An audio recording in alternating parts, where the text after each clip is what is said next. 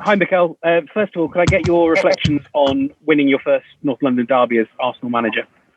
Well, extremely happy and proud about the way the boys played today, and obviously really happy because we know what it means to our club and to our fans. It's a shame that they weren't here with us today.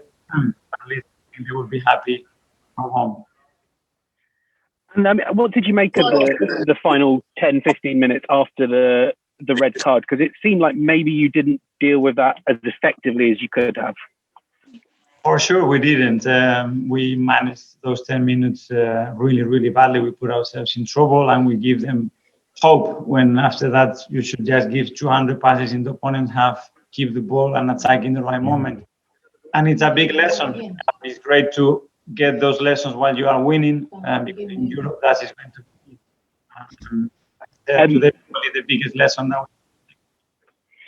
Just one final one from me. Bakayo's substitution, was that down to injury or tactic? No, it wasn't. Any sense how? We don't know. He was feeling his hamstring, so we don't know about it. Excuse me, can we all go on mute, please, if we're not asking questions? John Cross. I was just going to ask you about the mentality of the group, Mikel, because to go behind, when particularly when you've been playing so well, is sometimes difficult to take, and they showed a great reaction.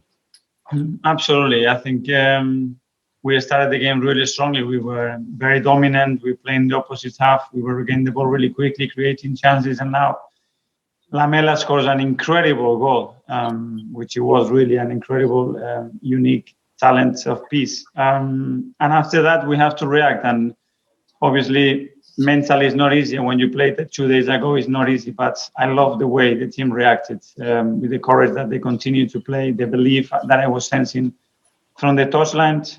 And I'm glad because I think that we totally.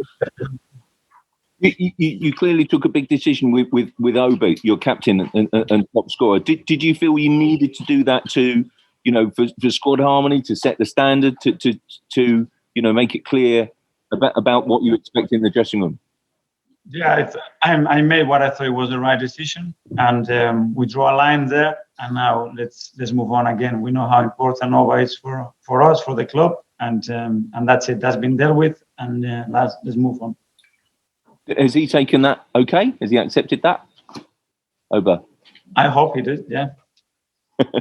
Yeah. And just what kind of, can this do for the next few weeks? It's a result then to really kind of give you some energy and sort of, positivity.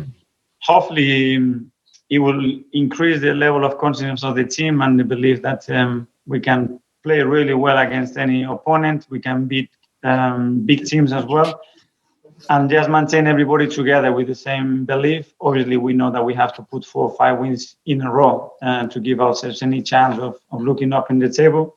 But we are ready for a fight. Thanks, Mikel. Thank you. Jim Conlon.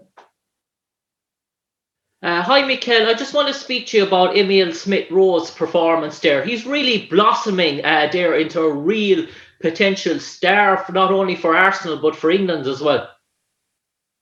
Well, I think he had a magnificent performance as well. Again, I think he shows not only quality, but his personality, his intelligence on the pitch, his energy.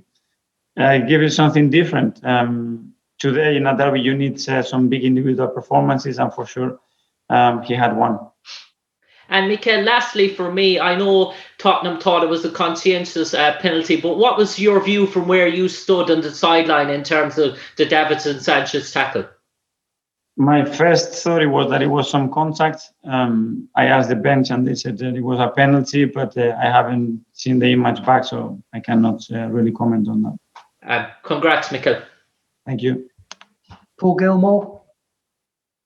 Hi, Mikel. 10 points between you and the top 4. Is there a belief at this stage of the season that you can still qualify for the Champions League next season? I think still mathematically it's possible. We're going to believe and we're going to give it a go for sure. We know that we have to be extremely consistent to have any chance in the last 2 or 3 matches to be very close to them. but we're gonna give it a go, and we're gonna keep trying, going game by game. And just a final one on another one on Aubameyang. Sorry, is this his first breach of discipline this season, and will he remain as a captain figure in your team, or as far as you're concerned, is this it done? We deal with the situation on the day. That's been done. Now we move on. We know how important Odegaard is for us, and he's going to continue to be really important. That's it. No more comments on that. Thanks, Mikel. Thank you. And finally, we'll come to Sam Dean. Hi, Mikel. It's not the first time that you've made this sort of decision with a player based on disciplinary off-field incidents. Can you just explain why it's so important to you and the culture of the team that those behavioural standards you set have to be met? Because for me, it's the foundations and the platform that we can build something medium and long term that is sustainable and that can bring us joy and happiness. Without that, I don't believe that it would happen. So that's why I keep talking about it and acting about it.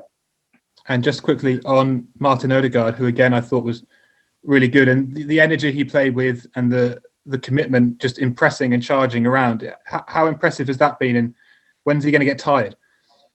I don't know. He's got a real stamina, and he's so talented by his work rate, as you said. It's incredible. Not only that, it's the intelligence, the timing of his run when he presses his body. Really impressed. I think he had an incredible performance today. He's giving us something different, and he's certainly making us better. Thank you. Thanks. Thanks, everyone.